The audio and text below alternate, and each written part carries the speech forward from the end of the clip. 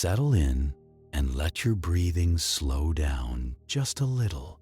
Outside the windshield, the forest is a dark quilt of fir trees, and the air coming through a cracked window tastes clean, cold, and faintly metallic. Ahead, Mount St Helens is only a shape, patient and quiet, like it forgot it ever had a temper. You might think volcano research is all drama and glowing lava, but most nights it is listening, it is waiting, it is writing the same calm notes over and over, while the mountain does almost nothing on purpose. So stay with the Sleepless Scientist tonight, and you will learn how the ground whispers, how the mountain breathes, and how boring can be the safest sound in the world. The first lesson is that Mount St Helens does not look like a villain. It looks like a place that needs a sweater. The road is dark and ordinary. The trees are tall and indifferent, and the mountain sits there like a sleeping animal that already ate. You roll closer through the cold, and you start to notice the way the landscape remembers, not with fireworks, with missing things. The forest has gaps where the canopy never fully grew back. The ridges look trimmed, like someone took an eraser to them. Far off, the slopes have that blunt, reshaped profile that a calm mountain would never bother with. This is where people like to mention the big eruption, the one in the 1980s. They say it like it is a single event, a clean story with a beginning and an end. But the ground does not tell stories like that. The ground keeps receipts. It keeps layers. It keeps scars under moss, under snow, under the quiet habit of time. You park where the air feels even colder, and you step out into a silence that is not actually silent. There is always a low hiss somewhere, wind through needles, a distant creak, the soft ticking of your cooling engine, and then the faint mechanical hum of the world you brought with you. Because you did not come here to stare at a mountain. You came here to measure it without touching it. Volcano research is a strange kind of intimacy. You do not get close in the way you want to. You get close in the way you can. You leave instruments like small offerings. You string cables like spider silk. You build little stations that blink and listen, and you hope they survive winter. And most of the time, the mountain rewards you with nothing at all. That is not an insult. That is the point. In volcanology, boring is a data pattern you learn to love. The road up to the monitoring site is rough, and it makes your teeth click together. Gravel pops under the tires. The headlamps catch pale dust on the roadside, the kind that never quite leaves this place. The mountain is a silhouette, but it still feels heavy in your mind, as if it is pressing down on your thoughts. You reach a small clearing where the trees thin out. There is a metal box bolted to rock. There is a stubby antenna. There are cables that disappear into the ground, like roots that do not belong to any plant. You kneel and you open the box. Inside, the electronics are boring in the most comforting way. A steady light, a steady log, a steady stream of timestamps marching forward like tired ants. What you are really doing tonight is checking whether the world is still whispering at the same volume. And while the forest looks still, the ground under you has its own slow way of talking, so you lean in to hear it. The first voice you learn to recognize is the smallest one. Tiny earthquakes, not the cinematic kind that knock cups off tables. These are microquakes, little clicks of stress relieving itself in the crust. Many are too small for a person to notice, even if you pressed your cheek to the dirt. But the instruments notice. A seismometer is basically a very sensitive listener. It is a mass on a spring, kept as quiet as possible, inside a protective case.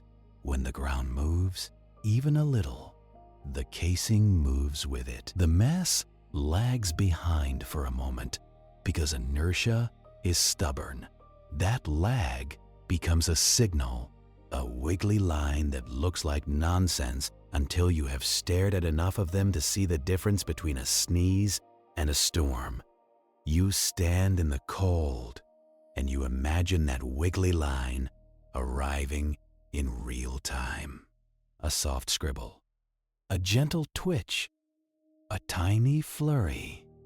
Most of the time, it is not even that. Most of the time, what the seismometer hears is the Earth being the Earth. Distant ocean waves thumping the continent like a slow drum. Wind rattling the trees and shaking the sensor housing. A truck miles away vibrating the ground in a way that feels absurdly personal.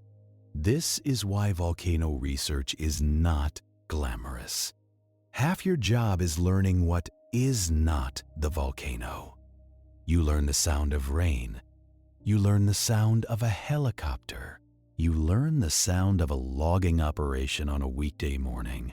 You learn that the planet is noisy and that volcano noise is only one instrument in the orchestra.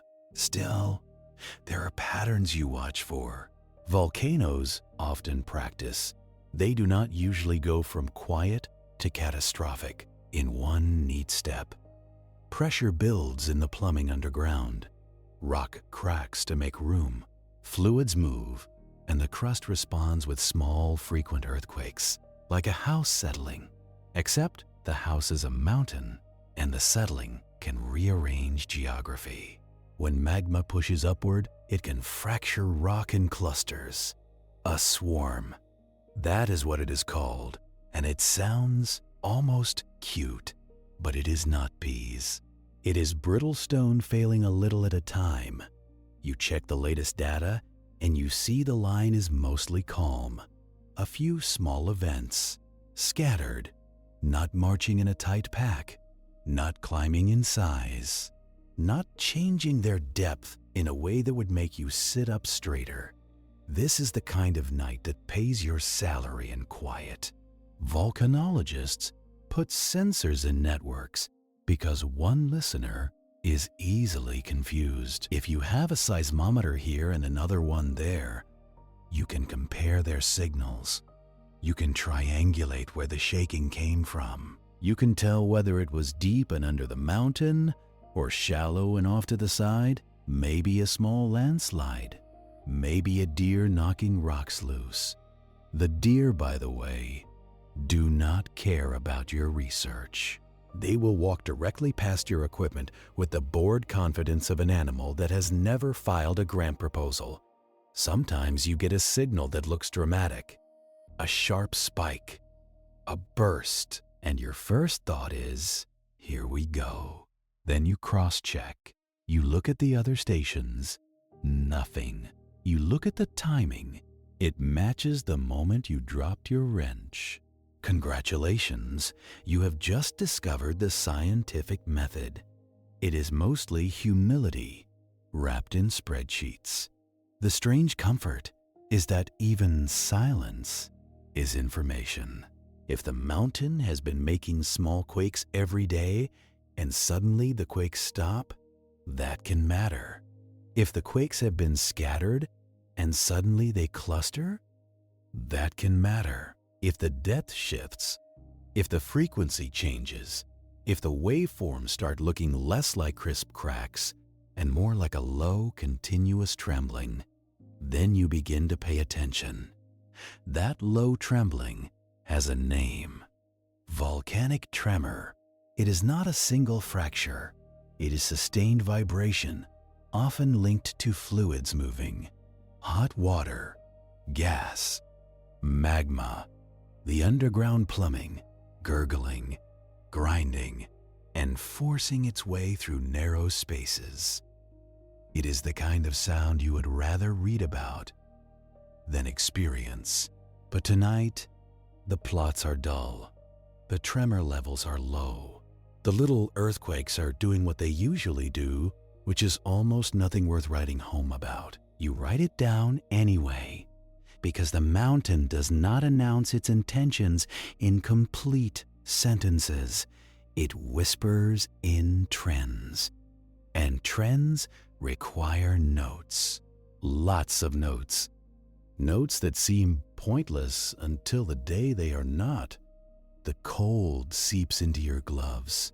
The pen feels stiff. The paper is slightly damp from your breath. You take one more look at the seismogram, and you let your mind zoom out. This mountain is one node in a larger system.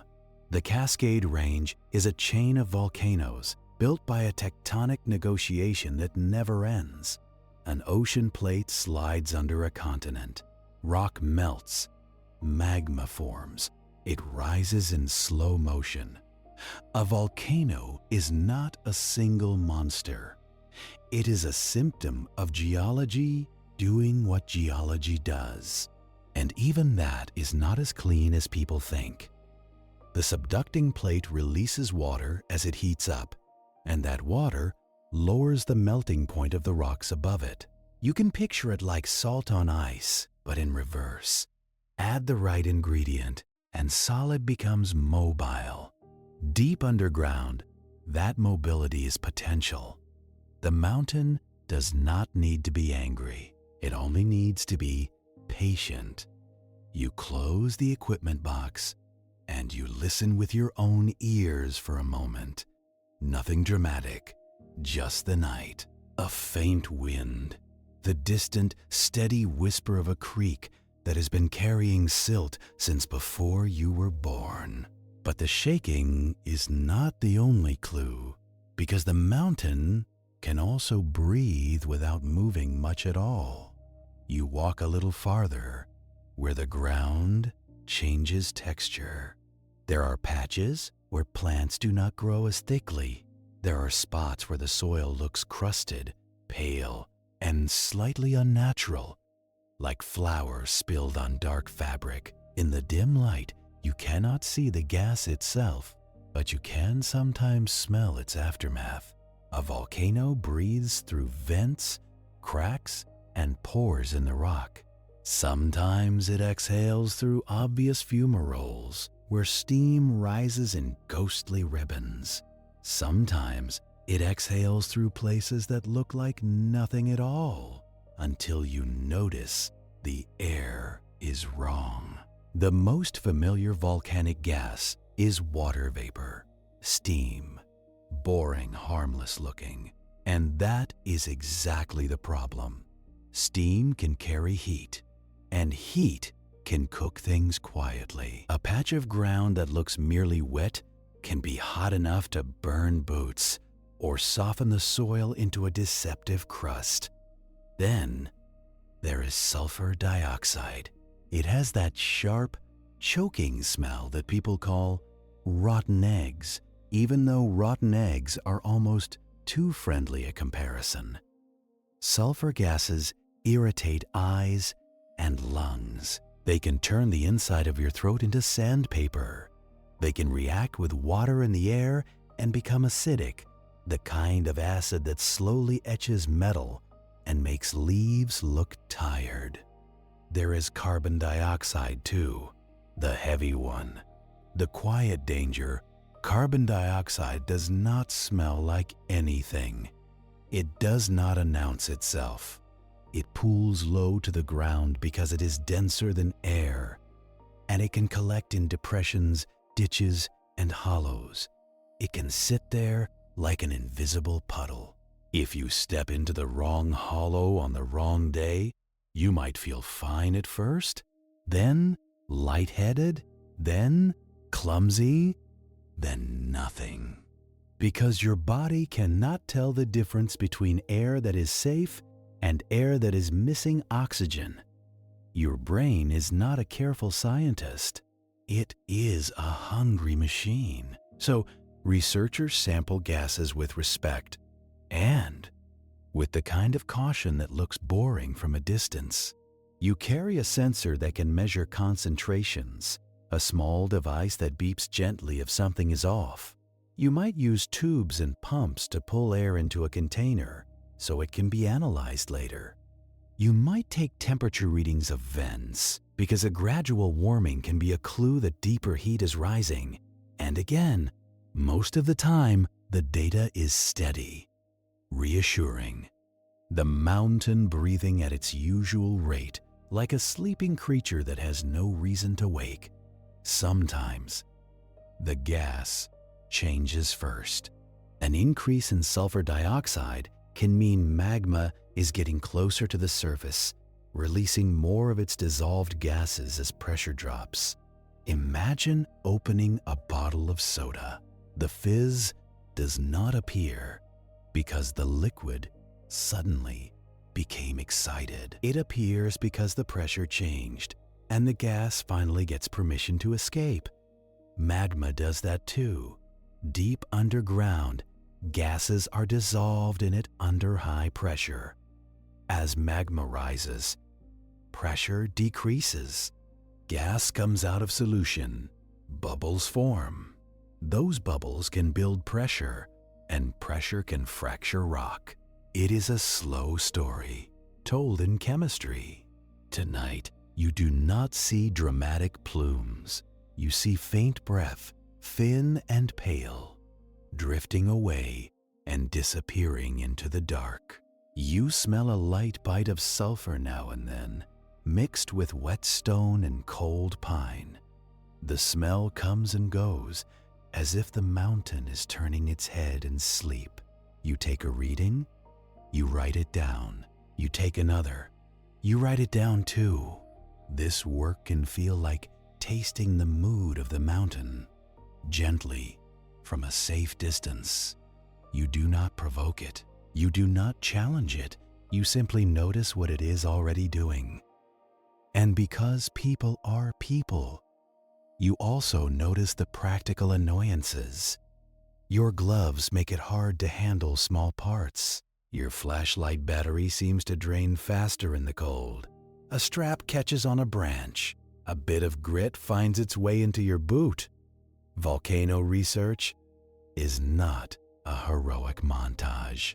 It is a series of tiny inconveniences performed carefully in case the Earth decides to become interesting. You pause and look out across the dark slopes. In the daytime, you could see the amphitheater-shaped crater, the missing flank from the old collapse. At night, you mostly feel it, a void where symmetry used to be, a reminder that mountains can change shape faster than your brain wants to accept. The gases you measure are not just a hazard, they are a message from deep time. They are the mountain leaking secrets from its interior, molecule by molecule. The Earth is constantly recycling, constantly moving material from one form to another. The gases are part of that cycle. It is easy, standing here, to imagine the volcano as a single thing, a mouth, a vent, a crater. But the truth is less tidy. It is a whole region of fractured rock, conduits, pockets, and zones of heat. There is no single pipe like in a cartoon. There are pathways that open and close. There are places where magma stalls and cools. There are places where fluids circulate and alter minerals, weakening rock and changing how it breaks. You are not monitoring a simple machine. You are monitoring a living mess of physics. And when you watch long enough, you realize the mountain does not just breathe.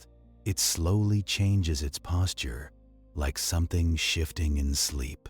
Some changes are so small, you would never notice them without a tool. The mountain can swell, it can sink, it can tilt.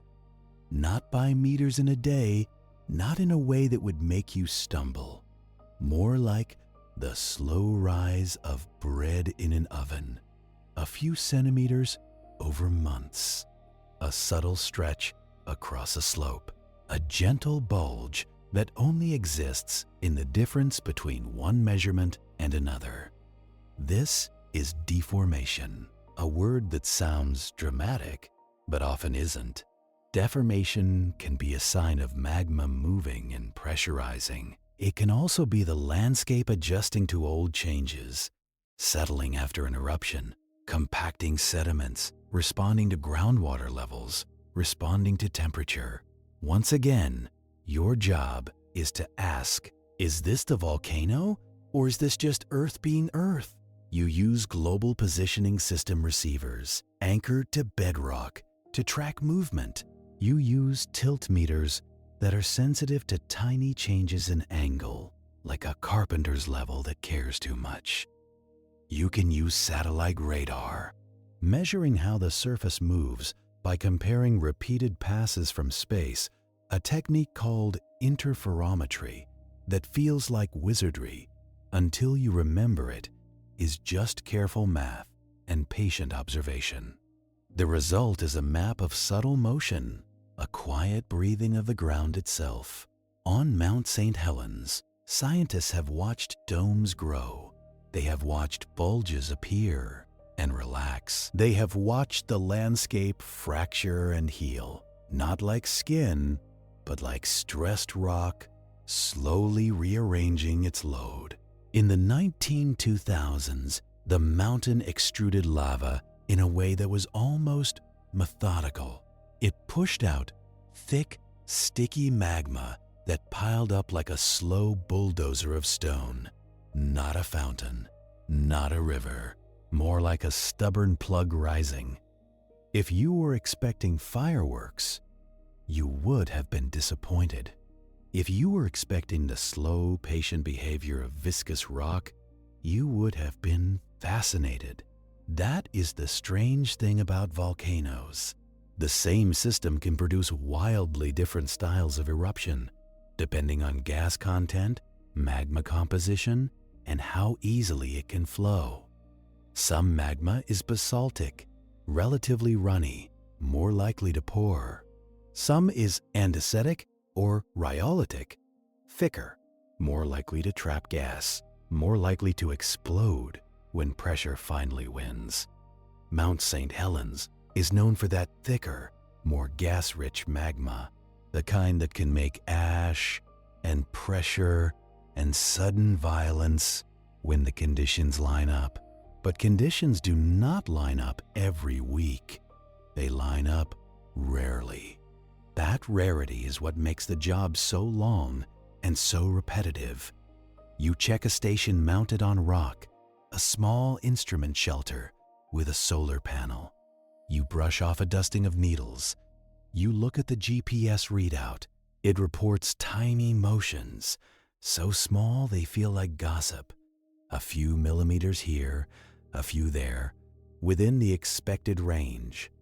Nothing that screams. Still, you remember that change is not always dramatic. The mountain can be preparing in ways you cannot yet see. Pressure can shift deep down without deforming the surface much. Pathways can open at depth. Fluids can migrate, and sometimes the surface does move, but not because magma is rising. It moves because the world above it is restless. Landslides creep. Sediments compact. Riverbanks slump. Freeze and thaw cycles shove rocks around. A slow, seasonal kneading. So you keep your expectations modest. You do not romanticize. You do not assign feelings to a mountain that would not notice you if you tripped into a ditch. You simply measure. The calm truth is that most changes do not lead to an eruption. They just tell a story of pressure moving, of fluid shifting, of a volcanic system staying alive in the background, like a building that creaks as it cools at night, not because it is collapsing, but because it exists in a world where temperature changes. The landscape becomes a quiet notebook, full of subtle edits, and you, the sleepless scientist, are the one who reads the margins. Speaking of pressure moving, the real character of the story lives deeper down, where rock is not quite rock anymore. Down there, a few miles beneath your boots, the rules soften. The rock is still rock, technically, but it is rock that has been heated, soaked, and stressed for so long that it behaves like a tired promise. It cracks when it has to. It flows when it can. It holds onto gases the way a sponge holds water, until pressure squeezes it out. You picture magma like a glowing river because movies trained you to. Wrong. Most magma is not racing anywhere. It is a thick, stubborn slurry, more like wet concrete that forgot to set. It moves when pressure keeps pushing, and it pauses when the path narrows. If you could stand inside it, which you cannot, you would not see a clean orange glow. You would see darkness. With heat, you could taste a heaviness in the air that is not air. A slow convection, like a pot of oatmeal, pretending it has nothing to do with physics. Magma is not just melted rock. It is melted rock plus crystals, plus bubbles, plus dissolved chemicals, plus whatever the crust decided to donate. It is an unfinished mixture. It carries silica, iron, magnesium, water, carbon dioxide, sulfur, chlorine, and other ingredients that behave differently depending on temperature and pressure. That silica part matters, and it is annoyingly decisive. Low silica magma, basaltic magma, is runnier. It lets bubbles rise and escape more easily. That is why some volcanoes pour lava in long, patient sheets. High silica magma, like the kind common in the Cascades, is thicker. It traps bubbles like air trapped in bread dough. And trapped bubbles are not a cute detail. They are stored pressure, waiting for a weak spot. So when you think about Mount St Helens, you think about viscosity, the thickness of the magma. You think about gas content. You think about whether the system is open, letting gas leak out gently, or sealed, letting pressure build. A sealed system is not evil. It is just efficient. It turns time into tension. Deep underground, magma can stall in places where it stops rising and starts collecting. People like to call these magma chambers, as if there is a tidy underground room with a sign on the door. In reality, it can be more like a messy stack of sills, lenses, and mushy zones, partly molten, partly crystalline, threaded through hot rock like a bruise spreading. This is one reason volcano forecasting is so humbling. You are trying to infer a hidden, three-dimensional plumbing network from surface clues, like listening to pipes inside a wall and guessing the shape of the whole house. You can sometimes do it. You can detect changes in seismic wave speeds. Hot, partially molten rock slows waves down. You can model deformation patterns. You can track gas chemistry. Each piece is a shadow on the surface, cast by something you cannot see. And while you are doing all that, the magma is taking its time. Heat moves slowly through rock. Conduction is patient. It is the kind of process that turns right now into maybe in a few centuries. A pulse of hot magma injected into cooler crust will cool and crystallize at the edges. It will bake the surrounding rock. It will drive hydrothermal circulation, meaning groundwater gets heated, rises, cools, sinks, and repeats. an underground weather system that can last long after magma stops moving. Hydrothermal systems are the quiet accomplices of volcanoes. They weaken rock by altering minerals. They turn strong, interlocking crystals into clay like mush in certain zones. They add water to places that used to be dry. They build pressure pockets in cracks and pores. And sometimes, they set the stage for collapses and steam-driven explosions that do not require fresh magma at all. Congratulations! Even an apparently quiet volcano can still throw debris at you, using nothing but hot water and bad attitudes. At Mount St Helens, part of the famous story was not just magma rising, it was the mountain failing structurally. A bulge grew on the north flank in the weeks before the big eruption. It was swelling outward, visibly, like the volcano was hiding something under its coat. That bulge was a warning in hindsight. But warnings are always clearer after the fact, when you already know the ending. On the day it failed, an earthquake shook the mountain, and the north flank slid away in a landslide so massive it uncorked the system. Suddenly, pressure dropped, and when pressure drops fast, dissolved gases do what soda does when you shake it and open it, except this soda is a mountain. That rapid expansion powered a lateral blast, a sideways explosion, not politely upward. It flattened forests like matchsticks miles from the crater. It was not a straight vertical plume like a postcard.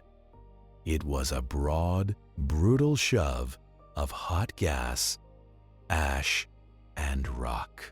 But tonight, you are not here to relive the dramatic parts. You are here to understand the boring physics that makes dramatic parts possible. So you keep your focus on the slow pressure. Magma rises because it is buoyant compared to solid rock. Hot material is often less dense, but buoyancy alone does not guarantee a smooth climb. The crust is full of layers, old faults, hardened intrusions, and varying strengths. Magma has to find fractures, exploit weaknesses, and sometimes create new cracks by forcing them open. That forcing is called a dike intrusion, a sheet of magma slicing upward or sideways through rock. It can be thin or thick. It can stall or reach the surface. And as it pushes, it can cause those earthquake swarms you were listening for earlier, brittle rocks snapping in response. This is where the mountains whisper, the small quakes, links to the deeper story. The seismicity is not just noise. It can be the sound of the crust being edited in real time, rewritten to make room for melt. Still, most intrusions fail. Most magma never erupts. It cools underground and becomes intrusive igneous rock. It becomes part of the plumbing. It becomes tomorrow's problem, not today's fireworks. Volcanoes spend more of their lives not erupting than erupting, which sounds obvious until you remember how humans talk about them. Humans talk like a volcano is a performance. The volcano talks like a volcano is a budget spreadsheet. Inputs, outputs, pressure balance, failure modes. You stand in the cold and imagine that deep underground, crystals are forming, minerals separating out as magma cools. Little grains settling, growing, locking together. The magma changes composition over time because different minerals solidify at different temperatures. The remaining melt can become richer in silica, thicker, and more prone to trapping gas. Meaning the longer a magma batch sits and evolves, the more it can become the kind of magma that does not like to be contained. That is not a guarantee. It is a tendency. Volcanoes are full of tendencies and probabilities and conditional statements, the kind of language that makes some people impatient. Scientists tolerate it because nature does not sign contracts. If you drill into the system, metaphorically, you also find volatile compounds, water and carbon dioxide and sulfur species dissolved at depth under pressure. As magma rises, those volatiles exsolve, meaning they come out of solution as bubbles. Bubbles want to rise. In runny magma they can. In thick magma they struggle. They gather. They coalesce. They form foam like the head on a drink that is not supposed to be alcoholic. But here you are anyway. That foam increases pressure. It lowers density. It can accelerate ascent. It can also make the magma more explosive if it fragments, because gas expanding can tear magma into ash-sized particles. So the story of an eruption is often the story of bubbles, and whether they are allowed to leave calmly or forced to leave violently, you, up here on the surface, do not see the bubbles. You see their consequences: gas emissions, seismic tremor, deformation, temperature changes, chemistry shifts. Everything you measure is a translation, and translations can lie, or at least they can be ambiguous. That is why volcano monitoring uses many tools at once. No single instrument gets to be the hero. A gas spike with no deformation might mean a new pathway opened for gas without magma rising. Deformation with no seismicity might mean deep pressure change or viscoelastic relaxation. Seismicity with no gas change might mean brittle cracking that does not connect to the surface. You are building a case, not watching a meter. On certain days, when the sky is clear, you might fly an infrared camera over the crater. Heat signatures can reveal warm vents or newly heated ground. On other days, you might collect rock samples from old deposits, examining textures that reveal how gas escaped, how quickly magma rose, how violently it fragmented. Even ash grains tell stories. Their shapes show how they broke. Their surfaces show whether they were quenched by water or shattered by gas expansion, or ground down in a violent conduit like glass in a blender. Volcanology is often geology plus forensic science, except the crime scene is huge and keeps changing. You take a last glance at your instruments for the night. They are quiet. The ground is steady. The gas readings are ordinary. The mountain is asleep in the way that a mountain can be asleep, which means you have time to think about what happens when the mountain decides to stop being subtle. Because when magma finally gets close to the surface, it does not arrive alone. It brings broken rock, ash, and dust, the kind of mess that looks soft from a distance and behaves like sandpaper with ambition. When people say ash, they imagine fireplace ash, soft, fluffy, harmless, something you brush away with a glove. That is not what volcanic ash is. Volcanic ash is pulverized rock. It is tiny shards of glass and mineral fragments, often smaller than a grain of sand. And if you could magnify it, you would not see smooth little spheres. You would see jagged edges, sharp points, and fractured surfaces, like microscopic broken bottles. It is not soot. It is not burned wood. It is not a cozy campfire memory. It is a grinding powder made by explosions and fragmentation. And the first way ash introduces itself is through irritation. It gets in your eyes. It gets between your teeth. It finds the seam in your jacket. It turns a zipper into a complaint. It makes your throat feel like you swallowed a handful of fine grit because you basically did. Inhaling ash is not the same as inhaling smoke. Smoke is particles too, but ash particles can be abrasive, and some are small enough to reach deep into the lungs. The body has defenses, mucus and cilia sweeping debris upward, coughing it out. But heavy exposure can overwhelm those defenses. If you have asthma or chronic lung issues, ash is not a nuisance. It is an uninvited medical event. Even if you are healthy, ash can inflame airways. It can make breathing feel tight. It can trigger coughing that does not stop politely. And it can bring along chemicals stuck to particle surfaces.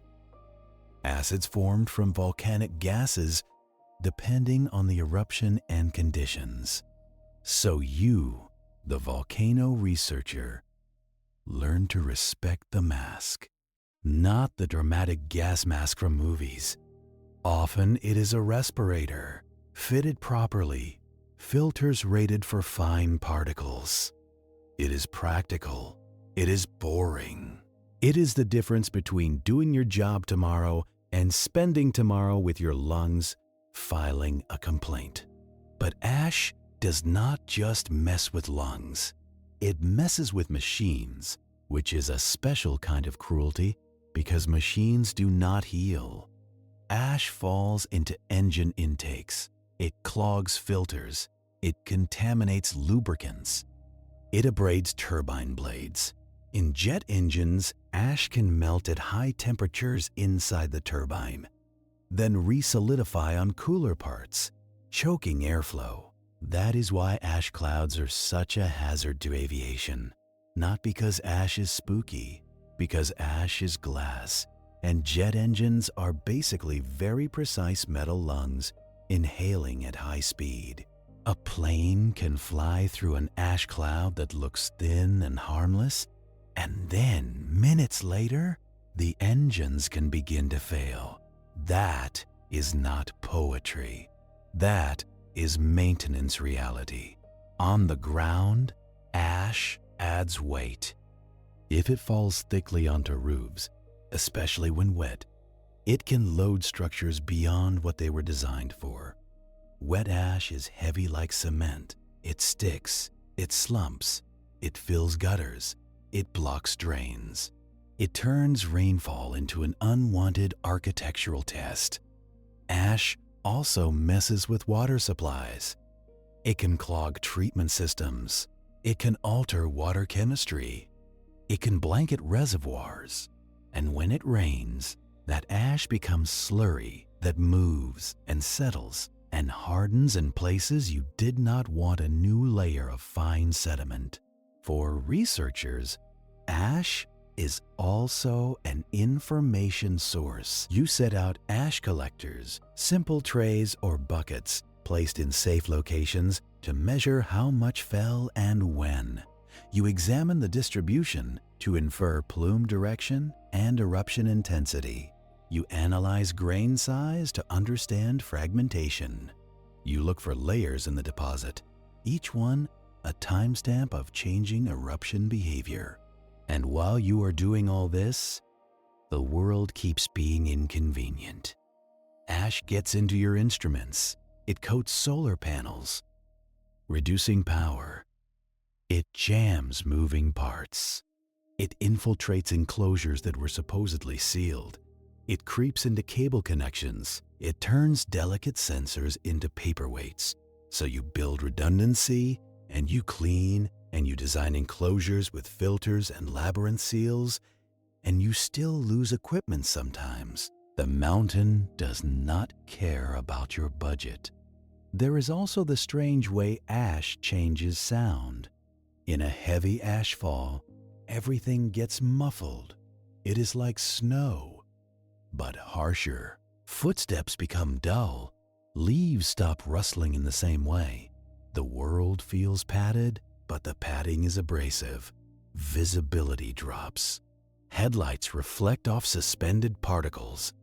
The beam becomes a bright, short tunnel. Beyond it, nothing. And in that nothing, you can forget where the road edges are, where the ditch begins, where the world drops away. So you move slowly. You mark routes. You use maps. You do not rely on memory, because memory is fragile and ash is not. This is the soft, annoying kind of danger. Not cinematic, not instant, just persistent. The kind that drains you by 1,000 small inconveniences until you make one mistake because you are tired of wiping grit off your goggles. And there is an extra insult. Ash can be electrically active. In eruption plumes, particles collide and charge separates. Lightning can arc through the cloud, not because the volcano is angry, but because physics loves drama when given enough moving particles. So, you can have a dark plume lit from within by flashes, and it looks like myth. But up close, it is just friction and charge, and a sky full of pulverized rock. If you are working in the field during an ash-producing event, you plan for that too. You avoid exposed ridges. You consider static. You ground equipment. You remember that the atmosphere can become a laboratory whether you asked or not. Most people, if they ever experience ash, experience it as a thin film on a car windshield. Far from the vent, they might brush it off and feel annoyed. The researchers experience ash as a material that refuses to leave. It will be in your hair. It will be in your pockets. It will be in your notebook crease. Weeks later, you will open a bag and find a faint gray smear, like a reminder. Congratulations. You brought home a little piece of the mountain's personality. And yet, as irritating as ash is, it is often the polite part of an eruption. It drifts, it settles, it gives you time. It is the mountain throwing its mess into the sky and letting the wind do the delivery. But not all volcanic mess rises and floats. Some of it stays low. Some of it moves along the ground, heavy and fast, following the easiest path like water with a grudge. Speaking of water, the most practical, unromantic hazard around Mount St Helens is not always fire. It is mud. A lahar is a volcanic mudflow, a slurry of water and ash and rock fragments that behaves like wet concrete. It can start from heavy rain remobilizing loose ash. It can start from melting snow and ice during an eruption. It can start from a crater lake breaching, or a landslide mixing with water, or a river cutting into fresh deposits. It is not one thing, it is a category of unpleasantness. Up close, a lahar can look like a thick, churning river the color of cement. It carries boulders. It carries logs. It carries whatever was in its way 5 seconds ago. It makes a sound like grinding, like stones being chewed. And the dangerous part is that it does not always announce itself with a roar at first. High on the slopes, it might begin as a small flow, confined to a channel, just a muddy surge. Downstream, where valleys widen and tributaries join, it can grow. It can accelerate. It can become a wall of moving debris that arrives long after the eruption headlines fade. Lahars follow river valleys because gravity is lazy and predictable. They take the lowest route, which means the hazard map is often simple in concept and cruel in practice. If you live in a valley downstream of a volcano, you live in a place that Lahr physics considers convenient. After the 1980s eruption, Mount St Helens rearranged waterways dramatically. Rivers filled with sediment, channels shifted, new deposits formed unstable banks. The Toutle River Valley became a conveyor belt for debris. Engineers built a sediment retention structure to trap some of that material, a kind of artificial pause button. Not because it fixes the problem, but because it slows it down enough to manage. And researchers kept watching, because lahars do not end when the ash stops falling. They can recur for years, triggered by storms, snowmelt, and the slow erosion of loose volcanic deposits. So part of your job is mapping. You walk valleys and look at deposits. Lahars leave signatures. They can form levees along channel edges, ridges of coarse debris that mark flow margins. They can leave behind poorly sorted sediment, meaning everything is mixed together, from fine mud to big rocks, dumped as the flow slows and water drains. You can identify old lahar layers in cut banks, like pages in a messy book. Each layer is a past event. Each one tells you something about frequency and size and reach. You also install monitoring systems, because early warning matters. Some valleys have acoustic flow monitors, sensors that detect the ground vibration signature of an approaching lahar. Not the sharp crack of an earthquake, but a sustained rumble, a moving grind. If the sensor detects it, it can trigger alerts downstream, buying minutes, not hours. Minutes are not comforting, but they are real. Minutes are enough to get out of a channel, enough to climb to higher ground, enough to not be in the path of moving cement.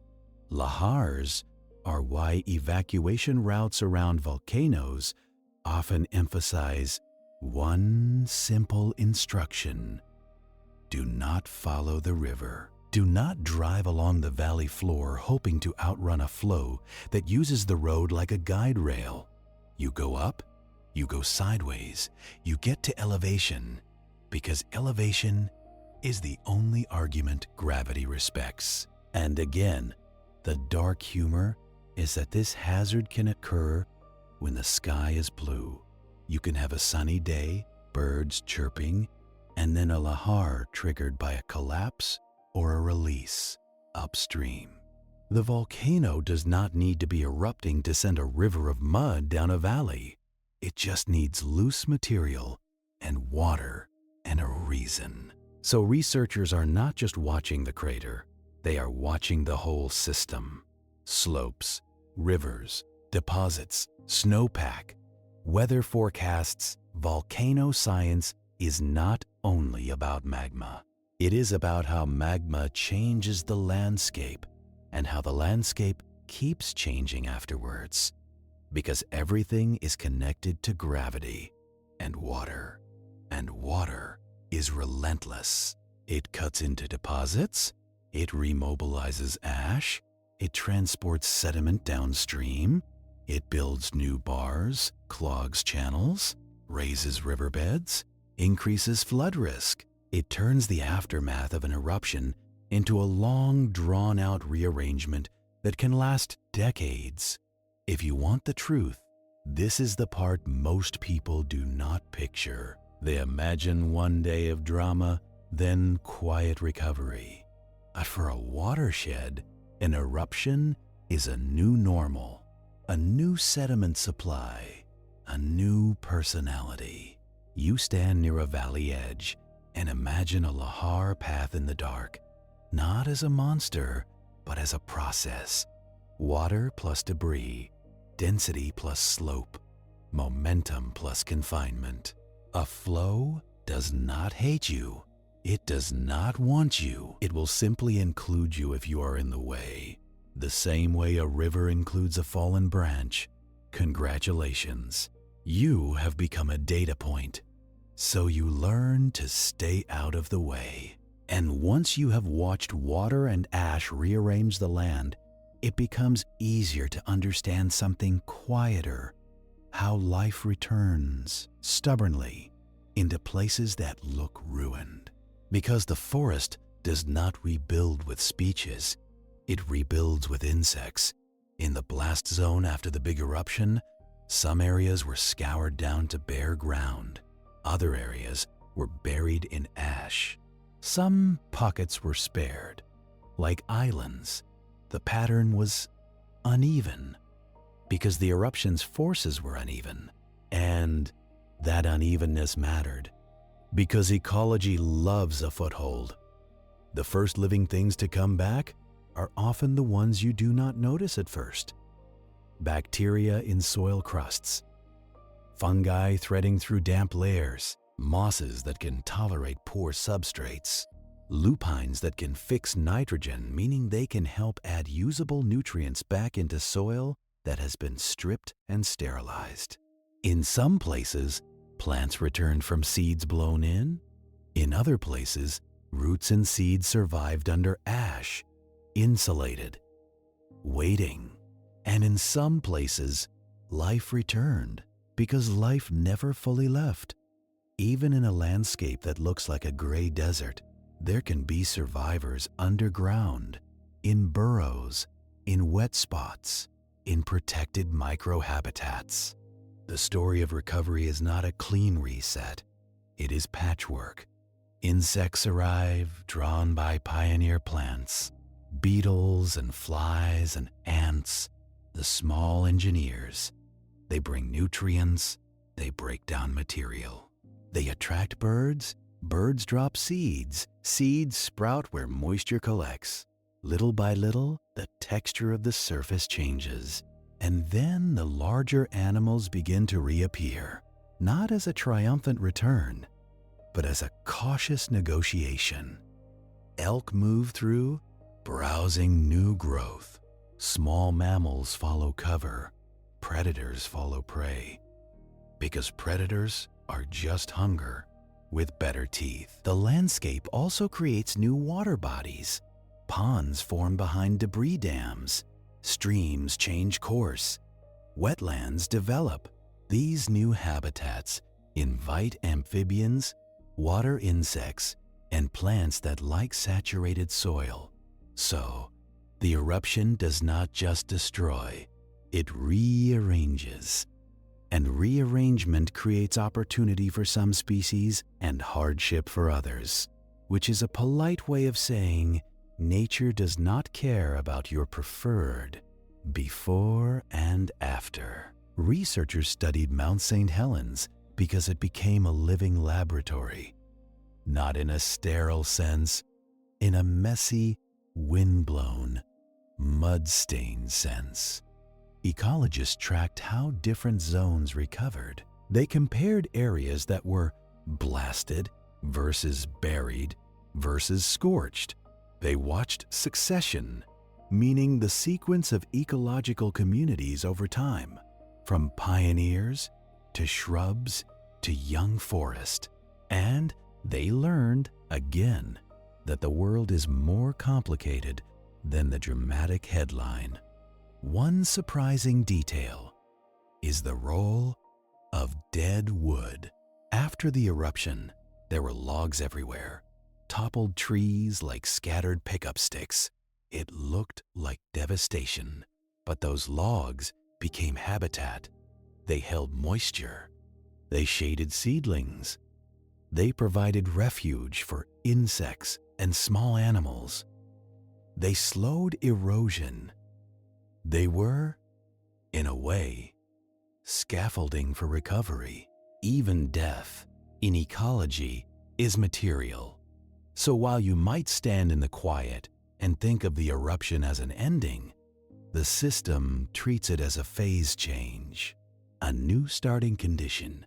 The forest that grows back will not be identical to what was there before. Species composition can shift. Soil chemistry can differ. Drainage patterns can alter which plants thrive where.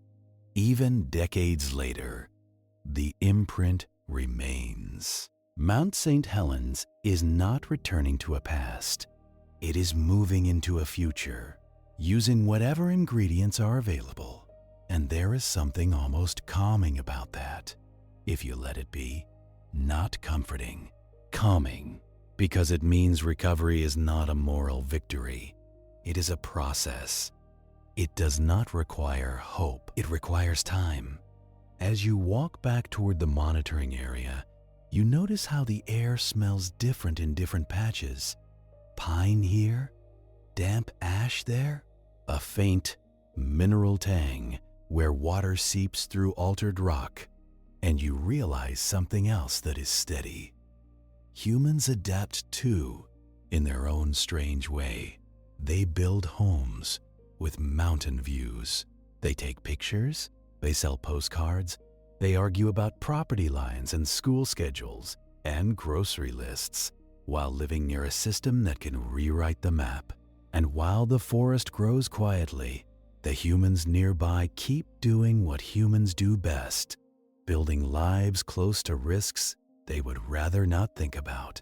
So you drive past the little towns that sit in the foothills, and you notice how normal everything looks at night.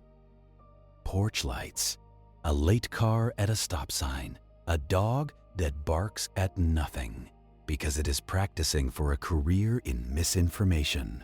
You can feel the volcano in the background, not as a threat, but as a presence. A dark shape beyond the trees, beyond the errands, beyond the idea that tomorrow will be routine. Living near a volcano is mostly an exercise in selective attention. You learn which noises matter and which are just trucks on wet roads. You learn which smells are fireplaces and which are not. The mountain is not constantly erupting. If it were, nobody would build so close. Humans are brave, but they are not usually brave on purpose. They build close because most days the risk feels theoretical. The sky is clear, the roads are open, the school bus still runs.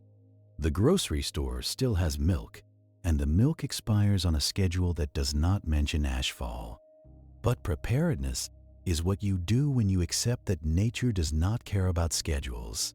It starts with maps, because maps are the only way to argue with gravity. In communities downstream of Mount St Helens, there are hazard maps that show where Lahars are likely to travel.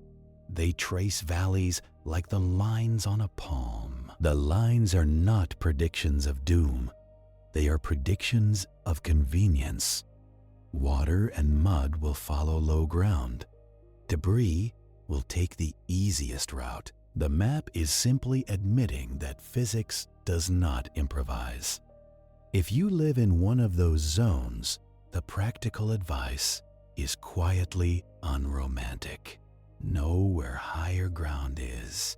Know which roads climb instead of following the river. Keep your car with fuel not because you are panicking, but because running out of gas is a very human way to lose an argument with a mudflow. Some towns have Lahar sirens. They sound like air raid alarms, which is dramatic, but the intent is simple. A loud sound cuts through indoor life. It reaches you when you are cooking, showering, arguing, sleeping. The siren does not mean the volcano is exploding in that moment. It means something is moving in a drainage upstream.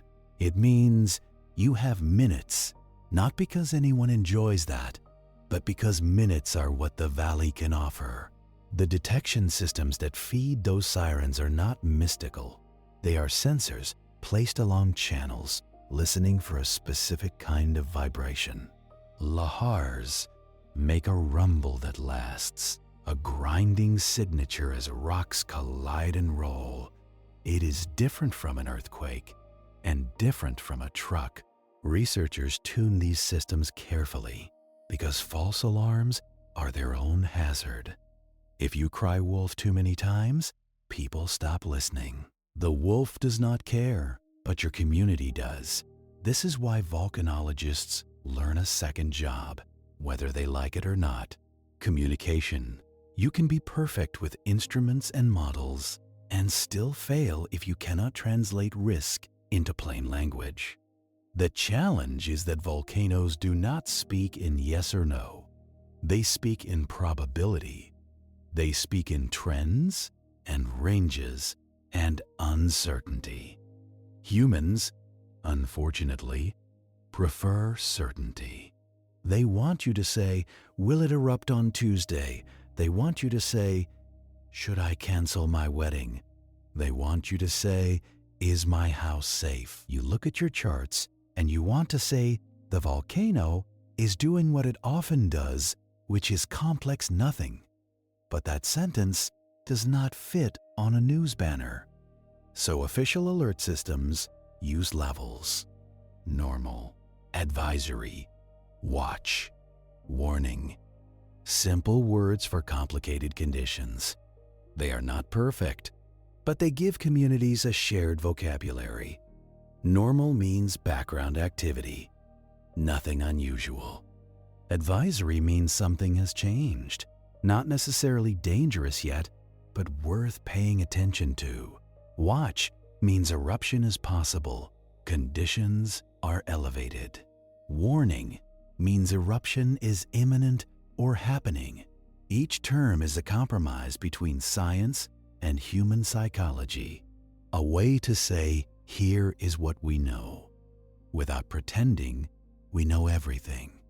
If you are the person living nearby, preparedness also becomes a set of small habits: a dust mask stored with the flashlights, goggles in a drawer, plastic sheeting if you need to seal vents in heavy ash, a radio that works when the power does not. The interesting part is that these preparations look a lot like storm preparedness. Volcanoes are not like hurricanes in cause, but they can be similar in effect. Disrupted travel, dirty air, uncertain timelines, supplies that run out because everyone suddenly remembers they have lungs. It is not glamorous. It is just adult. And because humans are humans, they will still do the other thing they do best. They will ignore it until they do not. You might see a hazard zone sign and think, "That seems dramatic." You might glance at the evacuation route and think, "I will remember." You might assume you will have time because you have always had time. Then you become the main character in a physics demonstration. Congratulations. This is why drills exist, not because anyone enjoys them, because the body does not rise to the occasion. It falls to the level of training. In some places, schools practice Lahar evacuation the way other places practice fire drills. Children walk uphill in lines, calmly, to pre-chosen safe zones. It is strange, and it is sobering, and it is also one of the most sensible things humans do. Volcano preparedness is, at its core, a refusal to be surprised. But the mountain still gets the last word. It always does. Even the best plans depend on the details of the event. A small eruption can produce ash that is irritating but manageable. A large eruption can produce widespread impacts, from roofs to highways to airports. And the exact pattern depends on wind.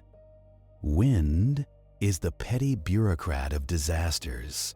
It decides who gets dusted and who gets buried.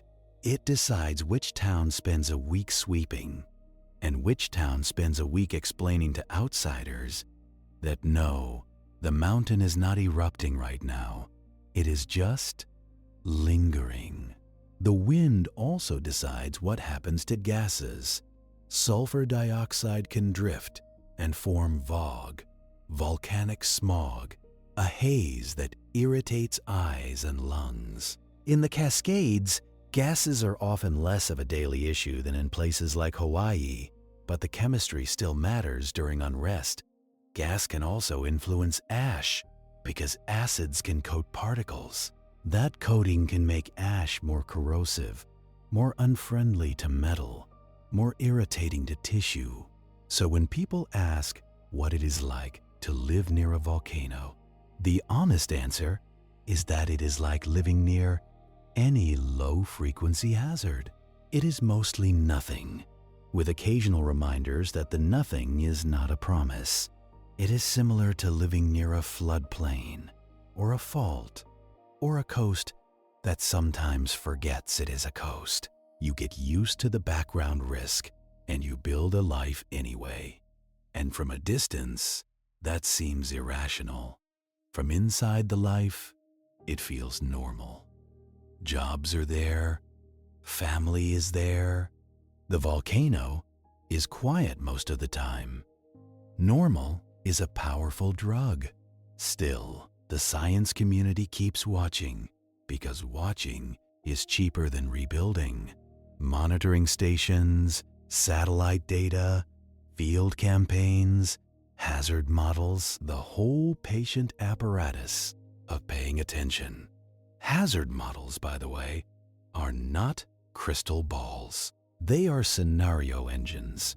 You take what happened before, you take what could happen given the volcano's history and geology, and you simulate. If a lahar of this volume happens, how far might it go? If an ash plume reaches this height, where might it drift? If pyroclastic flows occur, which valleys funnel them? The models produce maps and probabilities. And then humans do the human part.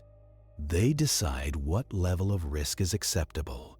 They decide what infrastructure to harden, what routes to improve, what sirens to maintain. Because preparedness is not just an individual responsibility, it is a community decision funded by taxes and attention spans. The mountain does not care about your budget meeting, but your emergency management office does. You can feel this tension in the way scientists talk. They are careful. They say, we have observed increased seismicity. They say, there is elevated gas emission. They say, deformation suggests pressurization. They do not say, run. Not unless the data demands it. And even when the data demands it, they often have to persuade people who do not want persuasion. Business owners, tourists, residents who have lived there for decades, people who saw the last scare fizzle out and decided that is how all scares end. The bitter truth is that false alarms are not just embarrassing. They erode compliance. They make the next warning harder to sell. So, volcanology becomes a discipline of thresholds. When does activity shift from background to meaningful? When does meaningful become urgent? When does urgent become immediate? The thresholds differ by volcano because each volcano has its own personality. And by personality, I mean plumbing. Mount St Helens is not Yellowstone. It is not Kilauea. It is not Etna. It has its own chemistry, its own structural weaknesses, its own history of how it behaves before it does something unpleasant. So researchers build volcano-specific baselines. They learn what normal looks like, not just in one instrument, but in the whole network. Normal seismic noise levels, normal gas ratios, normal deformation rates, normal thermal patterns, normal rockfall frequency in the crater. Yes, even rockfalls get counted, because gravity is always nibbling at steep walls. When something deviates, you do not immediately panic. You ask, is this weather? Is this seasonal snow load? Is this equipment drift? Is this a bear rubbing against a station? Because bears are always looking for new hobbies. Then, If it persists, you pay attention. This is the kind of work that makes you good at noticing small changes in ordinary life. You become the person who hears a refrigerator change pitch and thinks, that is not normal. You become the person who notices a door swelling in humidity and thinks, deformation. You become insufferable at parties, which is why you stop getting invited. It is fine. You have a mountain to listen to. And while all of this human planning happens, the ecology continues too. Trees grow, roots hold soil, and that changes Lahar behavior. Vegetation can stabilize slopes over time, reducing erosion and sediment transport. But vegetation can also be stripped again if the mountain renews its interest in being memorable, which means the hazard landscape is not static. It evolves with both biology and geology. Preparedness has to evolve too. So, in a quiet way, living near a volcano means living near a moving target. The threat is not constant, but the system is always changing. Slowly, mostly, sometimes quickly. You take a drive through the area around Mount St Helens, and you see visitor centers and interpretive signs. You see trails. You see families taking photos with the crater in the distance. This is another human adaptation. We turn hazards into education. We turn scars into tourism. We sell snacks near the edge of old blast zones. There is something oddly reassuring about that. Not because it makes you safe, because it makes you honest. It says, yes, this happened, and we still live here, and we choose to remember without flinching every second. Memory, in this context, is a safety tool, and as the night deepens, you eventually step away from the towns and back toward the instruments. Because your job is not to attend meetings forever. Your job is to keep the mountain's vital signs in view, even when nobody is looking. The road back is darker now. The forest closes in. The temperature drops again, just enough to make metal feel sharper under your fingers.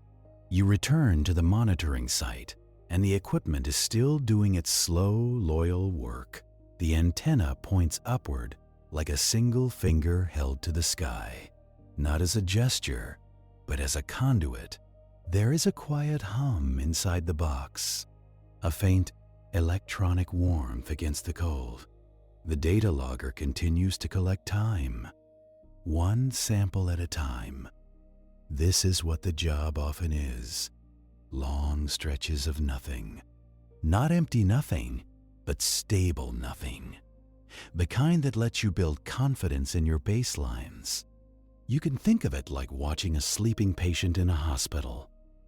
The monitors beep steadily, and the nurse writes down numbers that do not change much. The work is not dramatic, but it is how you notice when something shifts. Volcano monitoring is the same kind of patience, just with more mud and fewer working coffee machines.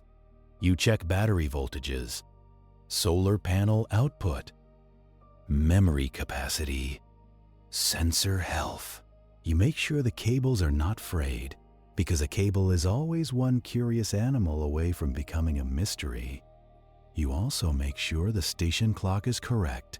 Time sync matters, because you cannot triangulate anything without accurate time. A few seconds off can blur location estimates. A few seconds off can turn a neat swarm into a fuzzy mess.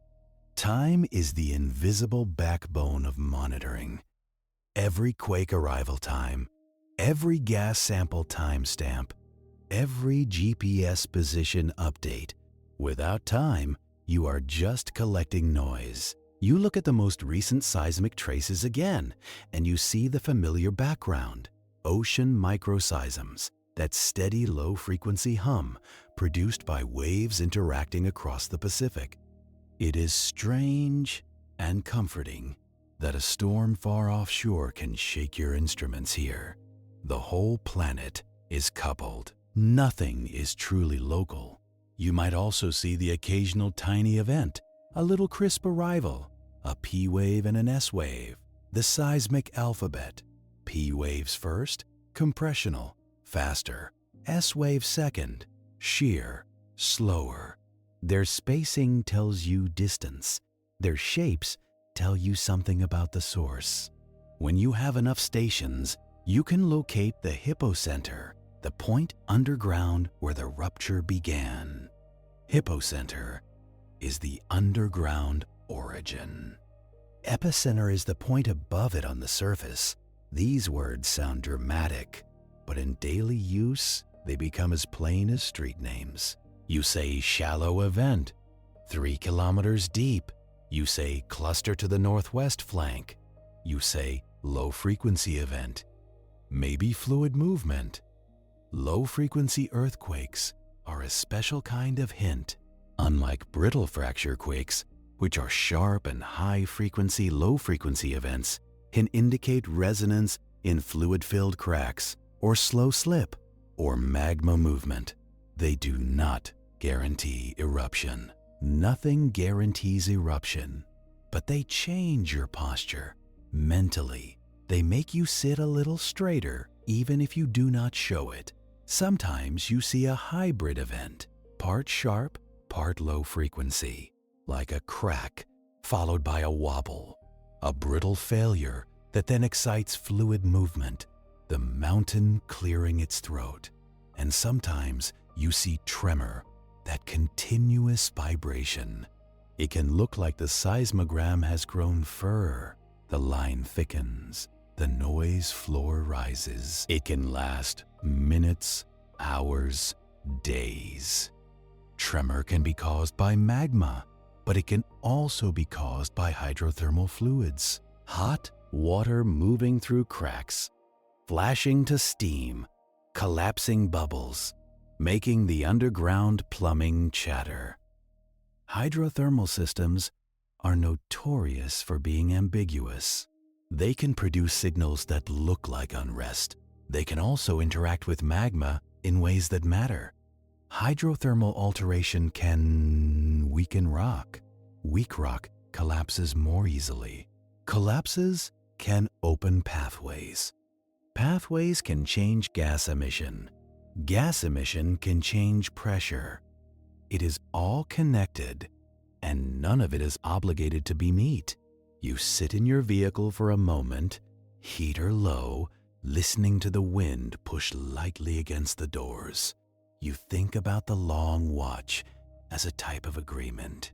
The earth does what it does. You write it down. You do not ask it to perform. You do not ask it to stop. And the longer you do this, the more you realize the calm is not a pause between events. The calm is the dominant state. The eruption is the interruption. Mount St Helens, like most volcanoes, spends most of its life being quiet. Even when it is active, it can be active in slow, unexciting ways. Dome growth, small steam bursts, rock falls, gas emissions. This is why the job can feel like a night shift at a very serious, very ancient factory. The machinery is mostly hidden. The outputs are subtle. The safety protocols are written in ash layers. You log the night's findings. You note that seismicity remains at background levels. You note that gas measurements show no unusual spikes. You note that deformation trends are stable within expected seasonal variation. Seasonal variation matters more than you might expect. Snow load can depress the ground slightly. When snow melts, the ground can rebound. Groundwater levels rise and fall, changing pore pressure in rocks. That pore pressure can influence small quakes. Even temperature can matter. Instruments drift with temperature. Rocks expand and contract a tiny bit with heating and cooling. It is minor, but you are measuring minor things, so you have to care. This is the unromantic art of subtracting confounders. And when you finally leave the site, you take one last look at the mountain silhouette. It remains dark, featureless, and perfectly uninterested in you. The sensation is oddly comforting, not because it makes you safe, but because it keeps you honest. You are not in control. You are not the protagonist. You are a note-taker standing near a system that runs on its own rules. On the drive down, the forest feels closer, as if the trees are leaning in. Headlights sweep over trunks, over fallen branches, over the pale dust that never quite leaves this place. You pass a stream, and you can hear it even through closed windows, a constant rush over stones. That sound matters, because water is always working on the volcanic deposits, reshaping them, grain by grain. Even on quiet nights, the landscape is not still. It is simply changing at a rate your nervous system finds tolerable. You think about all the other quiet systems operating right now. Subduction offshore, slow and relentless, dragging an ocean plate beneath the continent. Deep earthquakes far below, where rock behaves differently. Magma bodies cooling, crystallizing, changing composition without anyone taking a photo. There is a kind of cosmic boredom to it. The Earth is always busy, but rarely urgent. And that is the paradox of hazard science. You spend your life studying the rare moments by watching the common moments with obsessive care. You arrive back at a small field station, a modest building with equipment racks and folding chairs that have seen better decades. Inside, the air smells faintly of dust, plastic, and old coffee. There are monitors on a desk showing live traces, lines scrolling, numbers updating, everything quietly alive. The traces look like they always do. A steady scribble. A few small spikes, nothing that makes anyone shout. This is again the best outcome. You download data, back it up, and label it with careful file names. Because someday, you will need to compare this night to another night. Maybe years from now. Science is often just memory with structure. And while the computer hums, you let your mind wander to the larger point. Mount St Helens is not just an isolated story. It is part of a whole arc of volcanoes formed by the same tectonic arrangement. A subduction zone offshore where the Juan de Fuca plate slides beneath North America. As the slab descends, it releases water. That water rises into the mantle wedge above, lowering the melting point. Melt forms. Magma rises. That process has been happening for millions of years. It will likely keep happening long after the names of our towns become sediment. The Cascades are not a line of random mountains. They are the surface expression of a deep conveyor belt of rock and water and heat, a machine built by plate tectonics, running slowly, reliably, and without sentiment. Which means Mount St Helens is not unique in its potential. It is simply the one that reminded everyone, recently enough, that mountains can change. You can take comfort in the fact that scientists are watching, but you should not confuse watching with preventing. Monitoring can give warnings, it can provide lead time, it can guide evacuations, it can reduce casualties, it can save lives, and that matters. But monitoring does not stop eruptions. It does not negotiate with pressure. It is the difference between being surprised and being informed. And that is a powerful difference, even if it does not feel heroic. You keep working methodically. You check the calibration logs. You make sure the sensors are behaving. You flag suspicious spikes for later review. You write in a notebook, because paper still works when the power does not. Outside, the night continues. The mountain continues. Somewhere in the crater, rock cools, cracks, and shifts in tiny increments. Somewhere in the valleys, water carries silt downstream. Somewhere in the forest, an elk steps over a fallen log, indifferent to your entire profession. Hours pass like that, not empty hours, just unremarkable ones. And then, in the middle of that monotony, you notice something small, a slight uptick in seismic noise, not a single quake, but a change in the baseline.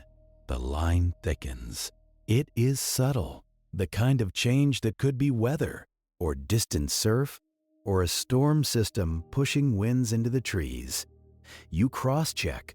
With a weather station, wind has increased, pressure has dropped slightly. That explains it.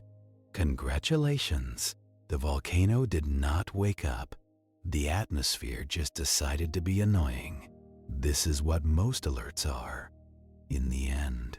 Not false alarms in the dramatic sense, but moments where the world reminds you that signals are messy. Still, you keep a note, because sometimes multiple boring factors align, and the alignment is the story. You think again about how humans prefer clean narratives. Volcano quiet, volcano restless, volcano erupting. But the reality is a gradient, a shifting spectrum. And the job is to place the dot on that spectrum, honestly, every day. Over time, you learn to accept the uncertainty without becoming numb. That is its own skill. Some researchers burn out because the waiting feels pointless. Others become addicted to the anticipation. And that is dangerous too, because it makes you want the mountain to do something. Wanting the mountain to do something is like wanting a car crash for excitement. It is a failure of imagination. So the healthiest posture is a kind of calm respect, an appreciation for boring days, and a readiness for interesting ones. This is why, when people ask what volcano research is like, you do not talk about lava. You talk about patience. You talk about the constant work of distinguishing signal from noise. You talk about how most of your time is spent making sure nothing is happening. You talk about the privilege of being present for long stretches of stability, because stability is what makes the rare changes visible. The mountain, for its part, offers no feedback. It does not thank you. It does not punish you for arrogance in a poetic way. It simply continues. And the longer you watch it, the more you see that the earth is full of these quiet continuations, systems that hum along beneath attention until they do not. The soft tremble of plates, the slow creep of slopes, the steady cycling of water, the chemistry of rocks altering in the presence of heat and fluids, all of it happening under the veneer of normal life. You look at the live feed one more time, and you see the thin line of the seismogram, steady and indifferent. It is a strange lullaby, a record of a planet that cannot sit still. And you realize that this work is not just about eruption forecasting. It is also about learning how to live with a world that is always moving, because a volcano is not an exception. It is an example. The same planet that builds mountains also erodes them. The same heat that melts rock also powers hydrothermal systems. The same gravity that makes rivers flow also makes slopes fail. Everything is connected by simple forces, repeated endlessly. It is almost soothing in a bleak way. Not because the forces are kind, because they are consistent. You gather your notes and you prepare for another check tomorrow. The instruments will keep listening when you are not here. The satellite will pass overhead whether you remember or not. The rivers will keep moving sediment. The forest will keep growing in slow motion. The mountain will keep being a mountain. And as you sit with that thought, you begin to notice how many other quiet systems are operating with the same patience, in places you cannot see from here, beneath the ocean floor, beneath ice sheets, beneath deserts, even beneath structures that feel solid, like they have always been there, even beneath you, right now, in the smaller landscapes you carry around without thinking about them, where pressure builds, fluids move, and signals whisper through living tissue, waiting for someone to notice. Your skin is the first boundary in that smaller landscape, and it is not a wall so much as a wet agreement. It is warm, slightly salty, and quietly busy. It leaks water when it must, and it blocks water when it can. It hosts entire cities of bacteria just to keep things interesting. And underneath it, there is a soft pressure system you rarely acknowledge until it misbehaves. You are not a volcano researcher anymore, not in the usual sense. You are the thing being monitored. Deep in the muscle of your chest, your heart is doing what magma does, in a less glamorous material. It is pushing fluid through branching channels, over and over, with no holidays. It builds pressure, releases it, builds again. It forces flow through constrictions. It responds to resistance. It is a pump that learned a few tricks and then refused to stop. And like a volcano, it has a baseline, a boring rhythm, a steady line you only appreciate when it changes. If you shrink down into a single red blood cell, you do not feel heroic. You feel cramped, you feel wet, you feel jostled by neighbors in a crowded corridor. The walls around you are slick, alive, and gently muscular. They flex in slow pulses, squeezing the river you live in. There is no silence here. There is the constant hush of fluid moving, the soft slap of valves closing, the distant thud that travels through tissue like a low drum. You think you are floating. Wrong. You are being shoved. A red blood cell is not a little boat with a captain. It is a flexible disc shaped like a donut that never fully committed to having a hole. That shape is practical. It gives you more surface area to exchange gases. It also lets you fold and squeeze through capillaries narrower than you are, like a commuter flattening into a crowded train. You carry hemoglobin, an iron-rich protein that grabs oxygen in the lungs and lets go in tissues. Oxygen is not a vibe. It is a molecule with a strong interest in reacting. Your body uses it like a controlled fire, extracting energy from food. It is elegant, in a way. It is also the reason you rust, slowly, from the inside. If you live long enough, tonight, you are not dying. You are just circulating. You sweep through arteries first, where pressure is high and the flow is fast. The walls are thicker here, reinforced, built to handle the push. The blood is bright, oxygenated, a deep cherry red when you see it in the right light. You glide past branching points where the river splits and splits again until the wide highway becomes smaller roads, then alleyways, then tiny single-file passages. By the time you enter the capillaries, everything slows down. This is the exchange zone. This is where oxygen leaves you and carbon dioxide returns. Carbon dioxide is the waste product of metabolism, the exhaust of cellular engines. It dissolves in blood in multiple forms because biology loves paperwork. Some rides as dissolved gas, some gets converted into bicarbonate, some binds to hemoglobin in different spots than oxygen does. You do not need to memorize this. You just need to feel the consequence. The chemistry keeps the gradient moving. It keeps gas exchange efficient, quiet, and constant. This is your body's version of a monitoring network. Not one sensor, but many. Not one pathway, but branching redundancy. A failure in one capillary bed is not always a catastrophe because there are alternatives. Collateral circulation, backup routes, detours. Humans call this resilience. The universe calls it temporarily inconvenient to kill.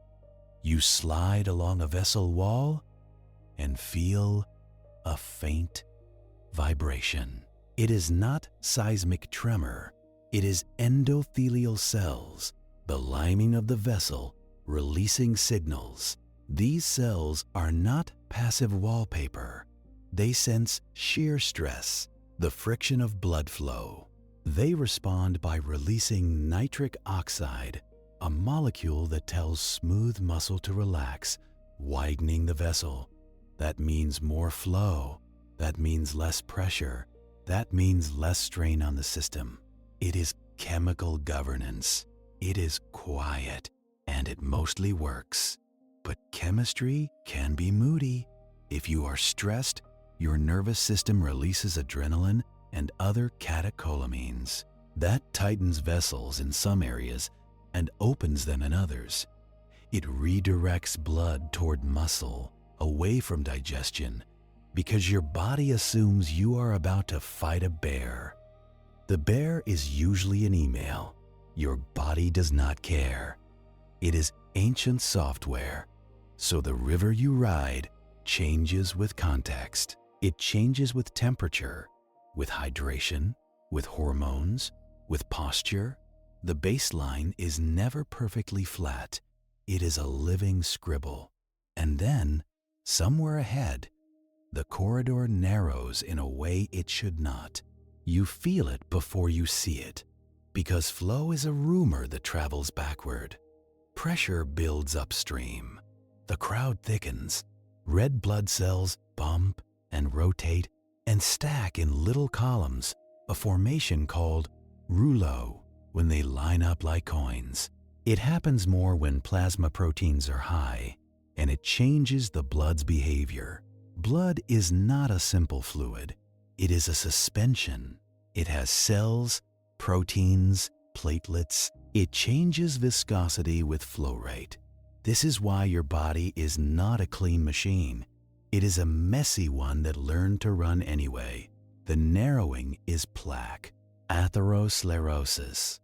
It is not a sudden blockage that appears like a movie villain. It is a slow accumulation of lipids, inflammatory cells, and fibrous tissue in the artery wall. It begins with damage to the endothelium, sometimes from high blood pressure, sometimes from smoking, sometimes from metabolic conditions, sometimes from the slow chaos of life. Low-density lipoprotein particles drift into the wall and get oxidized. Immune cells arrive, macrophages that swallow lipids and become foam cells. The wall thickens. A fibrous cap forms. The lumen, the open space for blood, shrinks. You are a red blood cell. And you do not know any of this in words. You just know the passage is getting tight. Your world becomes faster in the narrow segment because the same volume of blood has to move through less space. The shear stress increases. The wall feels closer. The flow turns from smooth laminar layers into disturbed eddies downstream. Turbulence is not just a math problem. It is a way to damage cells and irritate walls, and to make clotting more likely. Clotting is supposed to be a safety feature. Platelets stick to damaged surfaces. A cascade of proteins activates, converting fibrinogen into fibrin, building a net. It seals leaks. It saves you from bleeding out when you cut your finger. But in the wrong place, clotting becomes a lahar in an artery. If that fibrous cap ruptures, the body interprets it as injury. Platelets rush in. A clot forms quickly, and now the narrowing becomes a blockage. Blood flow drops. Tissue downstream becomes starved of oxygen. This is ischemia. It feels, to the person you are inside, like chest pressure or pain, radiating sometimes to the arm or jaw, or it feels like nothing at all, which is the cruel version. Silent ischemia exists. Nerves do not always deliver the warning. Congratulations, you can be in trouble without a dramatic sound cue. In this moment, you are not here to panic. You are here to understand the texture of the problem. A clot is not a clean plug. It is a living structure, platelets and fibrin and trapped cells. It can be stable. It can be fragile. It can break apart and send emboli downstream, little traveling blockages that lodge in smaller vessels. This is how a clot in the heart can become a stroke in the brain. This is how a deep vein thrombosis in a leg can become a pulmonary embolism in the lungs. The body is interconnected, and it does not respect the boundaries of your worry. But most of the time, your vessels remain open. Most of the time, the baseline holds. Most of the time, the heart keeps pushing, lungs keep exchanging, kidneys keep filtering, liver keeps processing, immune cells keep patrolling. Most of the time, you do not erupt. And if that comparison feels grim, good. It should. Because the point is not that your body is fragile. The point is that your body is constantly preventing failure, quietly, without asking for applause. You, as a red blood cell, keep moving. You squeeze through the narrowing. You tumble into the wider segment beyond. The flow smooths out again. The pressure drops. The crowd disperses. The crisis, in this case, is hypothetical. It is a story about risk, not a promise of disaster. That is how most hazards live. In probabilities, in tendencies, in the boring middles. Speaking of boring middles, your body is full of sensors that behave like volcano instruments, and they are equally unromantic. There are baroreceptors in your carotid arteries and aorta, stretch-sensitive nerve endings that detect blood pressure.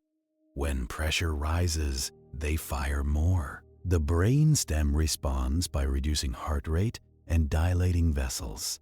When pressure falls, they fire less. The brainstem responds by increasing heart rate and constricting vessels. This is feedback control. This is the thermostat of your circulation. It is fast, automatic, and mostly invisible to you. There are chemoreceptors too, in the carotid bodies sensing oxygen and carbon dioxide, and pH. If carbon dioxide rises, if pH drops, if oxygen falls, they signal for increased breathing. You think you decide to breathe faster. Wrong. You comply with chemistry. Your lungs, by the way, are not empty balloons. They are wet, delicate trees of branching tubes ending in alveoli, tiny air sacs where gas exchange occurs. The surface is coated with surfactant, a slippery substance that reduces surface tension and prevents alveoli from collapsing. Without surfactant, breathing would be like trying to inflate a wet plastic bag stuck to itself. Premature babies sometimes lack enough surfactant. Their lungs struggle. Modern medicine can provide surfactant therapy, which is one of those quiet, human victories that does not get a movie. So even breathing is a constant negotiation with physics. And while all of that is happening, you are also hosting your own internal Lahars. Not mud and ash, but immune responses, inflammation, fluid shifts. Your tissues are constantly balancing leakage and drainage. Plasma seeps out of capillaries. The lymphatic system collects it and returns it to circulation. Lymph is not mysterious. It is the overflow management of your body's plumbing. When lymph flow is blocked, fluid accumulates, swelling, edema, the landscape puffs up. Deformation, but biological. You are a walking geophysical system, which is a charming way to say you are made of meat that obeys pressure gradients. The longer you sit with this, the easier it is to see why volcano research feels familiar to anyone who studies living systems. You monitor slow trends. You watch for subtle deviations. You separate signal from noise. You learn that most of the time, nothing dramatic happens, and that this is the whole point. But there is something worse than a single blockage in one vessel. There is the way the whole system can become unstable, quietly, over time. Chronic inflammation is like living near a volcano that never fully goes to sleep. It is low-level immune activity, a persistent release of cytokines, signaling molecules that keep the body on alert. It can be driven by infections, by autoimmune disease, by obesity, by stress, by damaged tissues that never quite resolve. The body's repair mechanisms are powerful, but they are not free. They cost energy. They produce collateral damage. They change baselines. And that brings you back, gently, to Mount St Helens, because baselines are the only way you know what normal is. When volcanologists talk about unrest, they mean deviation from baseline, more quakes, different quakes, more gas, different gas, deformation that does not match seasonal patterns. When doctors talk about disease, they mean deviation from baseline, blood pressure elevated, blood sugar elevated, inflammatory markers elevated, heart rhythm irregular, lung function reduced. Both fields are trying to do the same thing, catch the trend before it becomes the headline. Of course, in medicine, the patient complains. In volcanology, the patient mostly just sits there and waits for your attention span to fail. So, you let your mind drift back to the mountain's long watch, because that is where your body analogy began. And because the night is still moving outside the windows of the field station, the monitors on the desk continue their slow scroll. Lines, numbers, time. You could stare at them for hours and learn nothing, which is the mark of a stable system. The mountain is quiet, and you are left with the ordinary work of keeping records. This is where the job becomes almost monastic, not spiritual, just repetitive. You check the telemetry. Some stations send data through radio links. Some use satellites. Some store data locally, and you collect it later like a librarian collecting overdue books. Each method has trade-offs. Radio links can be blocked by terrain. Satellites cost money. Local storage can be eaten by weather and animals and time. Everything in field science is a negotiation with reality.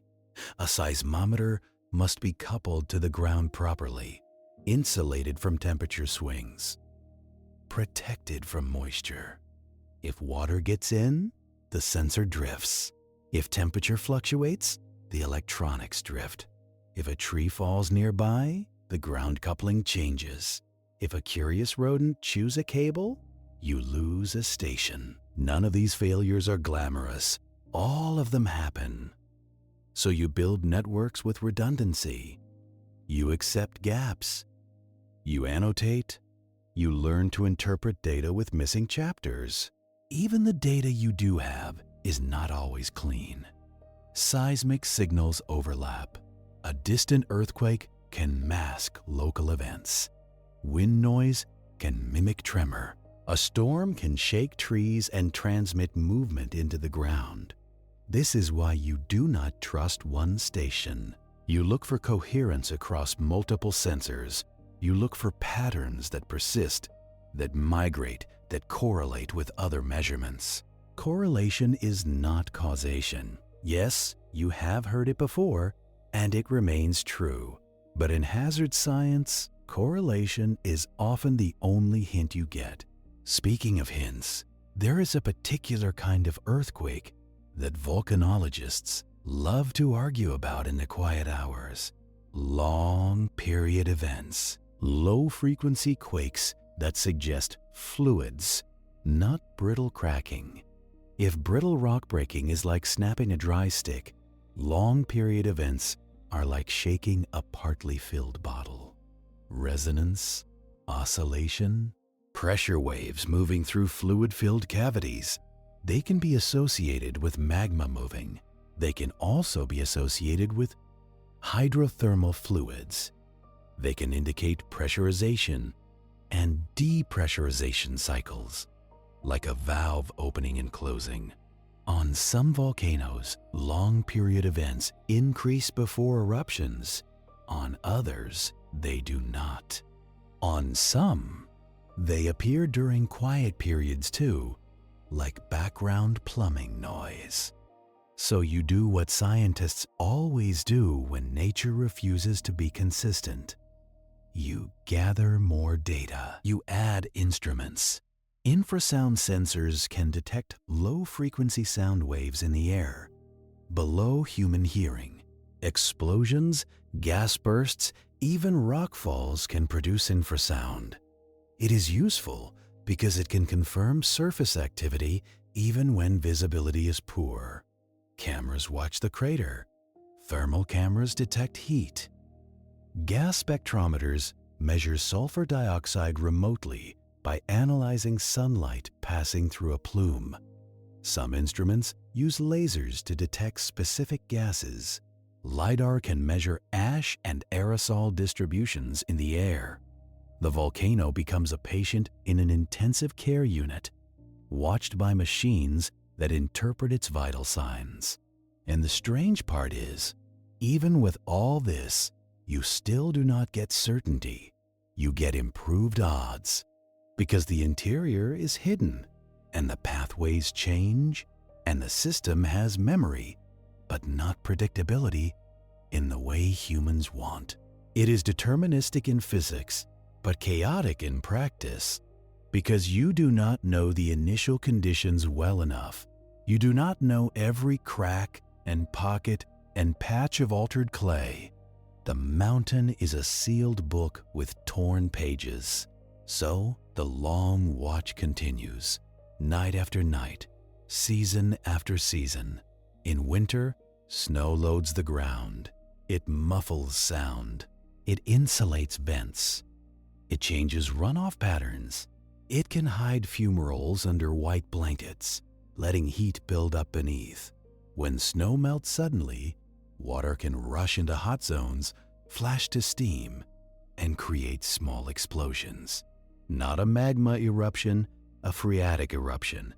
Steam-driven. Phreatic is a simple word for a rude surprise.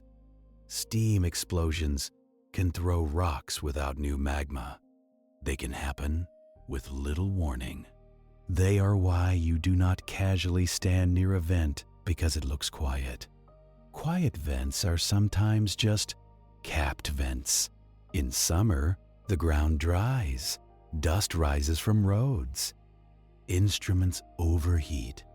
Solar panels perform well until ash or pollen coats them. Wildlife changes behavior. Bears wander. Insects get into places they should not. The volcano does not stop being a volcano because it is summer. It simply becomes a different kind of inconvenient. And in all seasons, gravity works without interruption. Rockfalls occur in the crater. Loose debris shifts. Steep walls crumble. Some rockfalls are triggered by freezing water expanding in cracks. Some are triggered by rain-reducing friction. Some are triggered by tiny earthquakes you barely notice.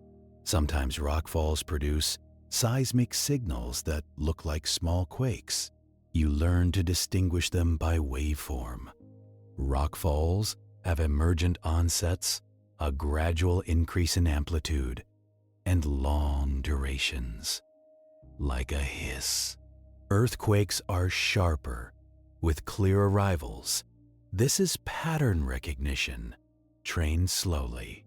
You might even hear the rockfalls on quiet nights. A distant rumble, like furniture moving in an upstairs apartment. The mountain adjusting itself in its sleep. And because you are a cynic with a time traveler's patience, you understand that this is the normal. This is the planet's default activity level. Slow change with occasional punctuation. Humans, of course, are terrible at respecting slow change. We notice punctuations. We ignore trends. Speaking of human attention spans, one of the most important parts of volcano science is not the instruments. It is the archive. Every eruption leaves deposits. Ash layers, pumice falls, pyroclastic flow deposits, lahar sediments. These are not just messes, they are records. Tephra is the general term for airborne volcanic fragments. Ash, lapilli, bombs. Tephra layers can be traced across regions. They can be dated. They can be matched between sites like fingerprints. A thin ash layer in a lake sediment core can tell you that an eruption happened centuries ago, even if no one wrote it down. A thicker layer can indicate a larger event. Multiple layers can show repeated activity. Pumice, that light, frothy volcanic rock, forms when gas-rich magma decompresses and expands. The bubbles get frozen in place as the material cools. Pumice can float on water because it is full of void space, at least until it becomes waterlogged. If you pick up pumice, it feels wrong. Rock that feels like foam. Nature making a contradiction. By studying pumice and ash under microscopes, you can infer eruption conditions. Bubble sizes and shapes tell you about decompression rates and viscosity. Crystal content tells you about magma storage and cooling. Chemical composition tells you about magma source and evolution. Every grain is a clue. Every layer is a timeline. This is how you build hazard assessments. Not by guessing, but by reading the mountain's past behavior and acknowledging that it will not invent an entirely new personality overnight. It can surprise you in details. It rarely surprises you in categories. Mount St Helens has a history of explosive eruptions, dome building, ash production, pyroclastic flows, and lahars. It has produced lateral blasts under specific conditions. It has repeatedly rebuilt and destroyed parts of itself. So the hazard map is not theoretical. It is historical memory translated into planning. And yet, planning always has limits, because planning requires human cooperation, and human cooperation is seasonal. Some people follow evacuation routes. Some people ignore them. Some people want to watch from closer. Some people want a photo. Some people believe they are exceptions. The mountain, as always, does not care. So the long watch is not only about monitoring the volcano, it is also about monitoring the interface between volcano and society. The vulnerability. A hazard is only a hazard when something valuable is in the way. Lives, homes, roads, power lines, water systems, airports. Ashfall can shut down highways by reducing visibility and making roads slick. It can damage engines. It can contaminate water.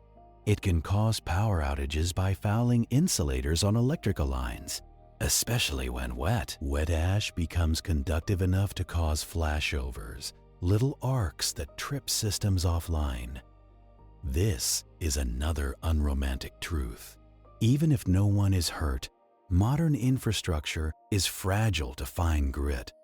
So you can have an eruption that is not catastrophic in terms of direct deaths and still have enormous disruption. People cannot commute, supply chains stall, hospitals deal with respiratory complaints, schools close, businesses lose revenue. Cleanup becomes a civic obsession, and the cleanup is a kind of geologic insult. You sweep ash, and it drifts back. You hose it, and it clogs drains. You shovel it into piles, and then you have to decide where to put the piles. Landfills fill quickly. Truck routes get dusty. Wind resuspends fine particles. The nuisance continues. After some eruptions, communities have used ash as construction material, mixed into concrete, used for road base. Volcanic ash can be a pozzolan, a material that reacts with lime to form cementitious compounds. The Romans used volcanic ash in concrete that still stands today. The mountain provides the mess, humans find a use, and everyone pretends this is a happy ending. It is more like improvisation. That is one of the few species-level talents we have, turning problems into materials. You sit in the field station and imagine the morning routine after an ashfall. People tap ash off porch steps. They cover their mouths with cloth that is not quite enough. They drive slowly with headlights on. They complain, because complaining is also a species-level talent. And meanwhile, the mountain remains silent in the background, having already done the thing, having already moved on. That is the emotional mismatch of hazards. Humans live in the aftermath.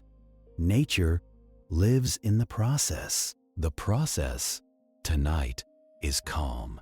So you return to the instruments again, because the instruments do not get bored, and you do not get to pretend you are bored either. You review gas data, not from your handheld sensor, but from longer-term measurements.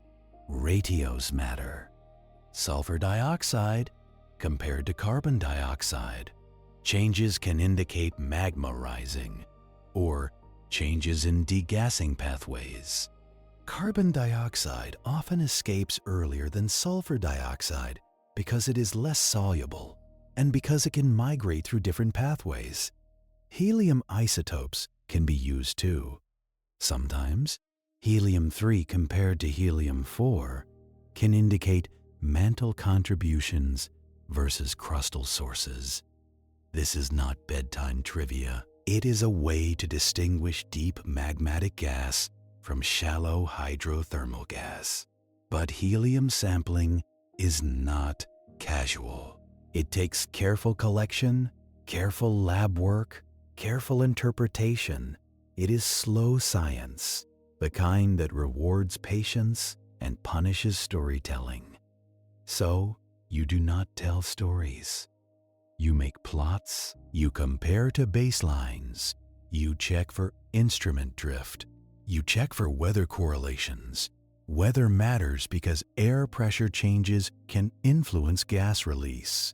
Lower atmospheric pressure can allow more gas to escape, like taking a weight off a lid.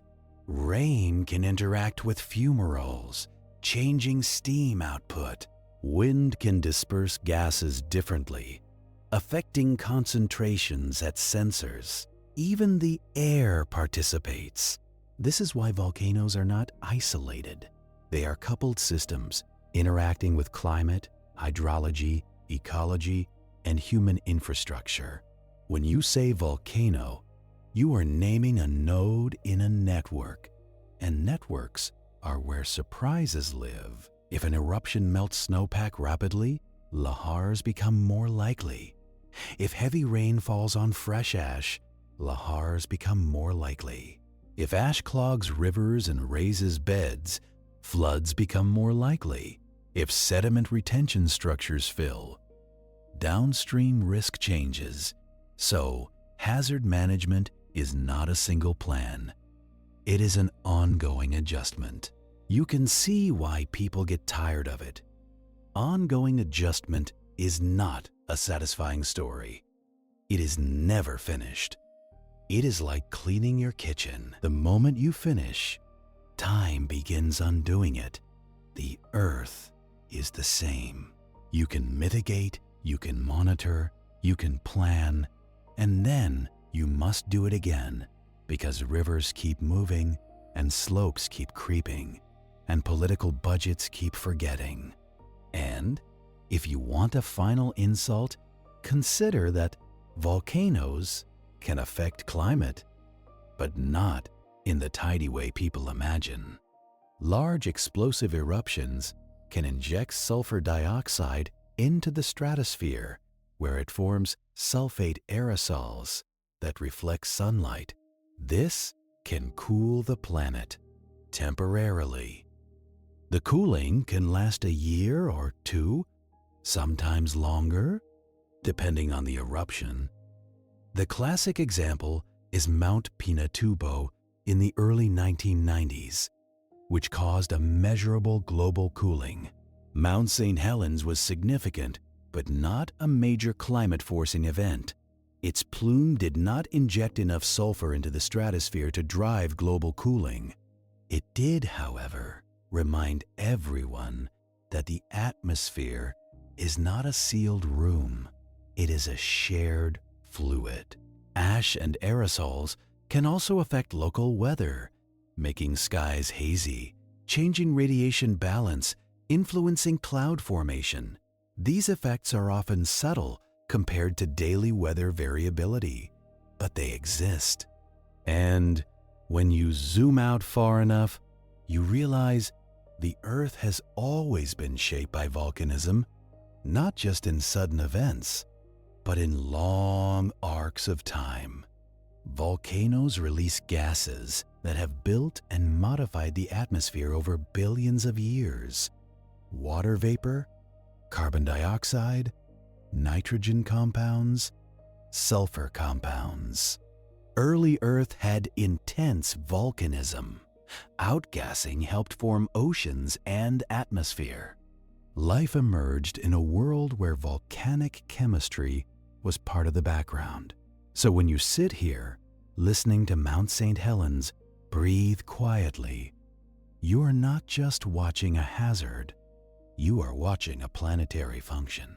It is hard to feel pure awe about that because you also know that function occasionally smashes forests and closes airports and makes people cough for weeks. Cozy cosmic horror, but with more paperwork. Still, there is a kind of reassurance in function.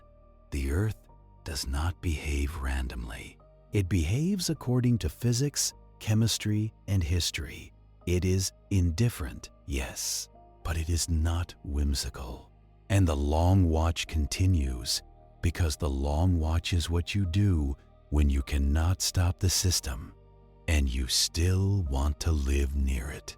You lean back in the chair. The monitor glow is soft. The traces scroll. The station hums. Outside, the forest holds its dark shape against the mountain's darker shape.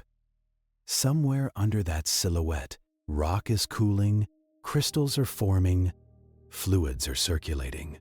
The hydrothermal system is moving heat upward, slowly, like a tired elevator. The crater walls shed small fragments. The rivers keep carrying sediment. The trees keep growing in the safer zones. And the humans, in their lit houses, sleep through it, because most of it is not loud enough to earn fear. That is the strange privilege of a stable baseline. It lets you forget, and forgetting lets you rest. But you do not forget, because your job is to remember. You check one more log file. Timestamps align. Battery voltage is steady. Data packets are arriving. The seismogram is calm. And then, at the edge of your attention, you notice something else. Not in the seismic trace, but in a different feed. A slow change in ground tilt, barely perceptible. A tiny trend that might be seasonal, or might be noise, or might be the first sentence in a new chapter. You do not announce it. You do not dramatize it.